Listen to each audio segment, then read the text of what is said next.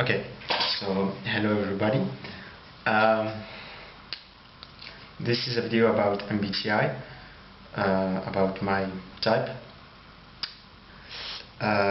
First of all, I have to say that I'm not a native English speaker.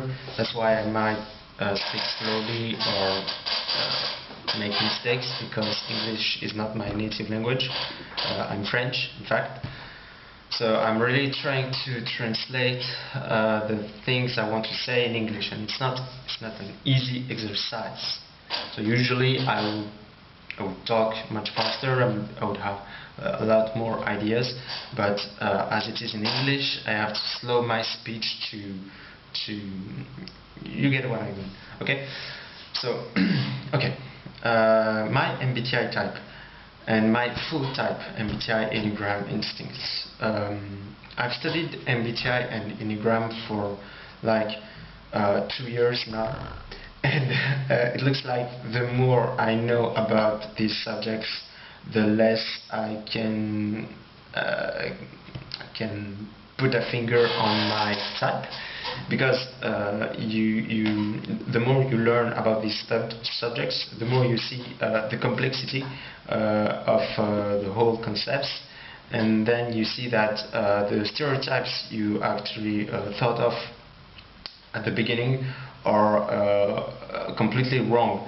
So I thought, for example, for the Enneagram, I could only be a 4 or 5, because, you know, if you're introverted, you can only be a 4 or 5. And then you read about Enneagram, you read about the core fears, you read about all these things, and you understand that it's not how it works. It's not about behavior, because depending on the person, a core fear might express differently with different behaviors, even if they are the same type.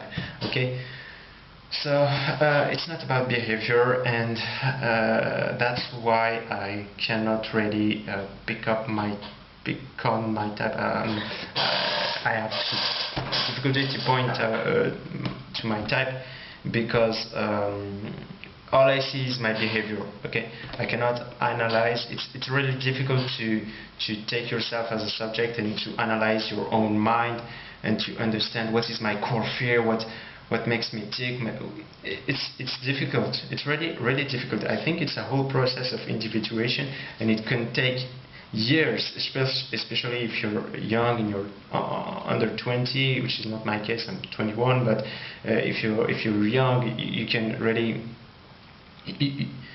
You might completely guess a type completely opposite to your real type. Okay, so it's a real journey to understand these concepts, because they are not necessarily expressed in behavior. Okay, at least in Enneagram. Okay, for MBTI, maybe you can have. Maybe stereotypes can help in MBTI, but not necessarily in Enneagram. Okay. So, about my type, I'm gonna try to make it short, okay? So, because you all probably have other things to do, and I have other things to do too. About my type, I think I am an NJ, okay? Not a sensor and not a perceiver, because why not? Sensors are typically not interested in typology. Okay, if you go on the forums, what's the statistics? You have like 5% sensors and 95% intuitives. Okay, so just statistically, I am probably an intuitive. Just because of that already. It's just that reason could be sufficient in itself. But if you want me to add arguments to justify I'm not a sensor, well, I've spent most of my life reading books. Now I'm trying to change that. I'm trying to do stuff more with the real world. But I've spent most of my life doing intuitive stuff. You know,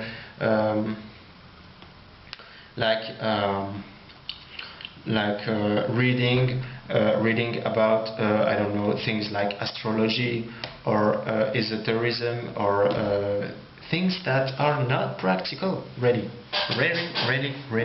far from practicality. Okay, the SJs, I know, the SPs, I know, don't care about these things. Okay, they just want things that do you want to go to the park, do you want to go to the cinema, do you want to go. They don't care about subjects that are distant from reality. Okay, and so that's why I think I'm an intuitive. Okay, I'm not the typical average person, which is typically a sensor. Okay, I'm not insulting sensors here. Okay, I don't have any problem with you. I'm just saying that I'm probably intuitive. Okay.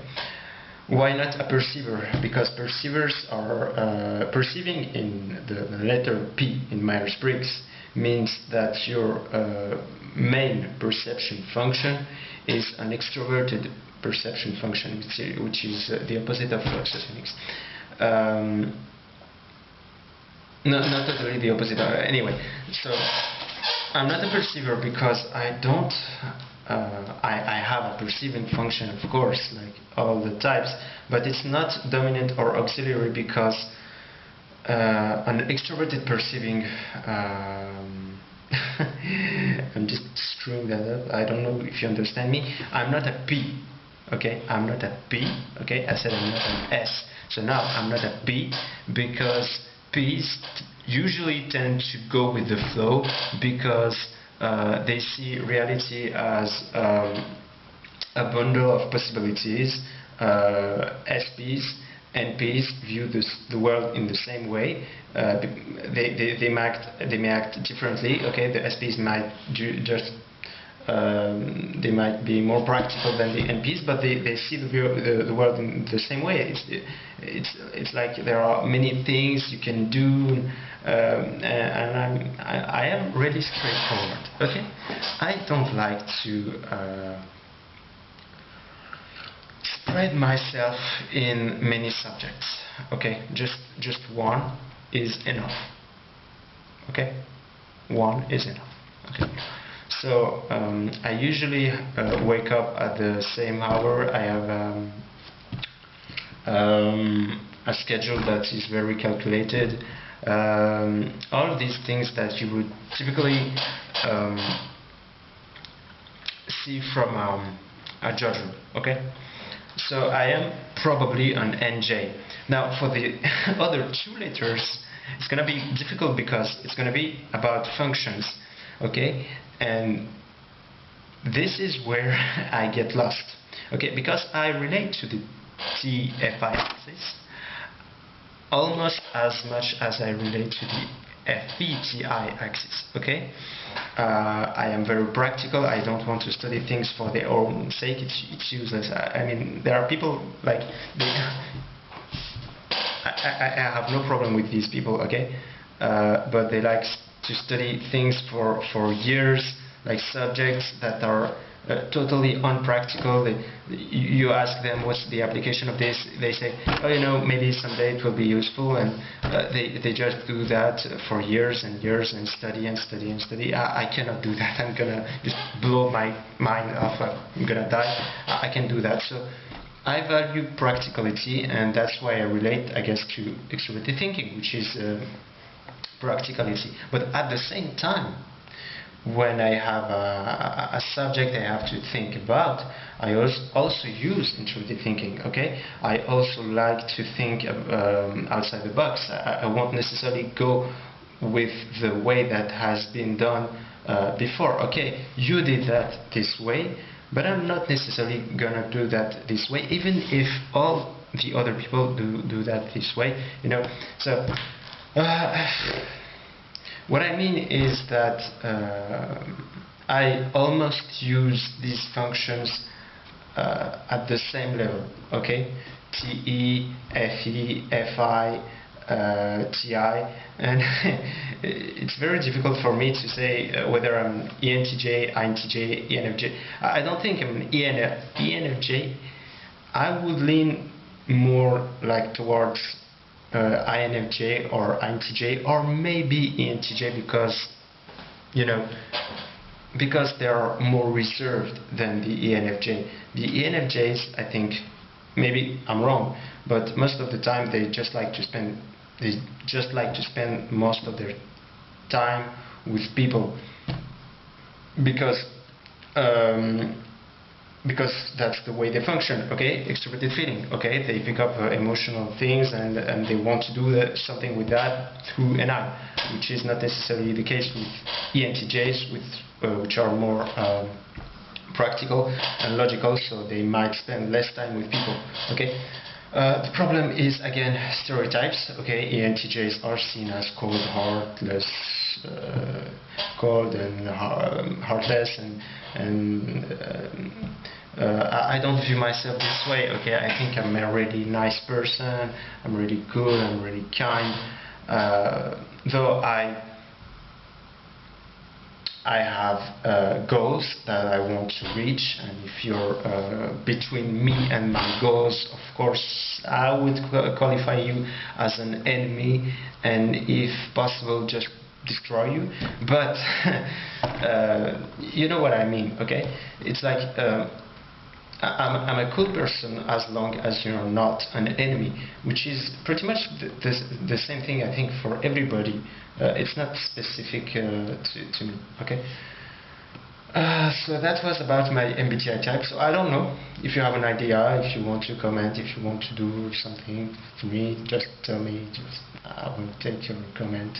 I thought for a very long time I was an INFJ, because you know the INFJs are the I don't know how you call that, this kind of type where you just put a person, you cannot type. Okay, you cannot type this person. Well, they might be INFJ. Okay, because INFJs are just, they mimic all personalities, all behaviors, and they manage to look like whoever they want to look.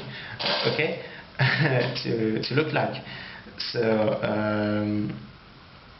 INFJ is a very general type that can mimic all the other types from my point of view, and that's why I think I'm an INFJ. But again, I'm not sure, so if you have ideas on my type, you can comment. Okay, it's been 12 minutes. I'm gonna speed that. That's the way you say it, speed. About my Enneagram, I really believe, I think, really strongly, okay, that I'm 8-wing-7. So I know some people will say that I cannot be 8-wing-7 because, again, the stereotypes, because 8-wing-7s are harsh, they are I don't want to argue that, because if you say that, it's because you don't know enough about Enneagram. Okay, when you learn enough about Enneagram, you understand that it is not about behavior, though there might be similar behaviors, of course. Okay, but it is not a sufficient condition, because the whole point is the drive. Okay, and my drive is for lust and power. Okay, I know I might not seem like the typical 8 that would be harsh and straightforward and things like that, but I really just want to have power over my life, to control. In fact, I really would like to control people. Okay, if it was possible, and I don't think it would be the same for other Enneagram types.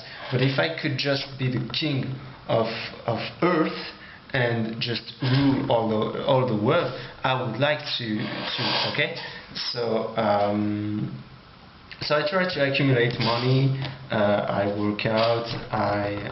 I do everything I can to reach this level of power where I will be like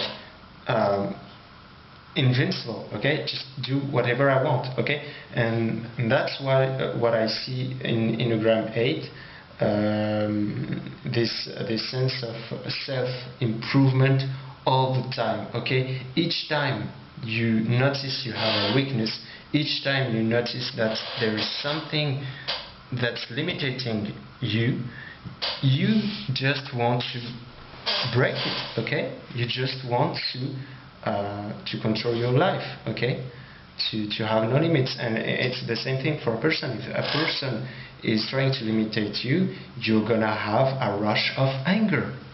You're not necessarily gonna express it. It depends on the conditions, on the circumstances, but you really have this sense of, I want to control my life, I am strong, and you're not gonna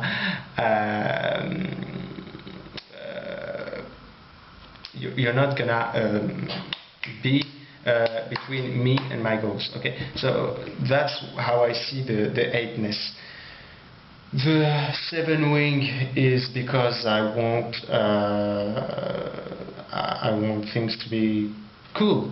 Okay, I want power so that I can enjoy life. Okay, not just okay. The 8 wing 9 is like a rock. Okay, they are strong. They want justice, and that's the way I view them.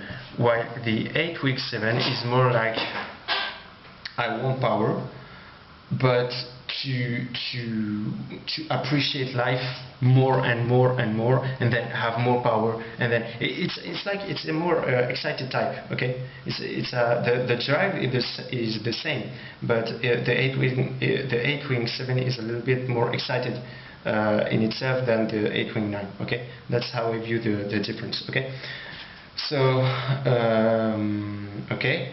And SPSX, well, this is pretty easy. SP, you're focused on your needs. Okay, SX, you're focused on relationships, mates and dating, and SO, you're focused on other people, on the group, on social dynamics, on politics, and all these things. Okay, I don't really care about this, the latter. Okay, the things I said about SO. Okay, it's not easy to speak in English when you're French. Okay. So I mainly care about my goals. Okay, money. The more I can get, the better I feel. Okay. And SX, the more I get, you know what, the more I feel. Okay, it's in this order: SP, SX, SO for me. So, so to sum up, to summarize, I don't know, is it the same thing? I am probably INFJ or INTJ, I don't know, ENTJ or something like that. 8 wing 7 and SP, SX. Okay, so if you comment.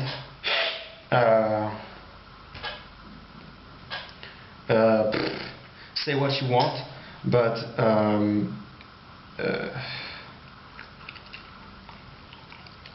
unless you really have good arguments to counter my view on myself, don't tell me that I'm totally wrong and for example, I don't know, you're an ISFP, counterphobic 6 because you do that or you do that. It's I don't know. I'm not gonna even get really interested in these comments, okay? Unless you really have good arguments, okay? Really good, okay? Because again, you don't know me. And I've studied MBTI Enneagram for 2 years. Okay, it's like a lot. Okay, almost every day. And when I think I'm an 8, it's because I've really gone through the 9 types, and I've read all the descriptions like hundreds of times, and I really relate to the 8. Okay, so. So that's all. Okay, I think it's okay. So thank you for your listening, of course, and that's all.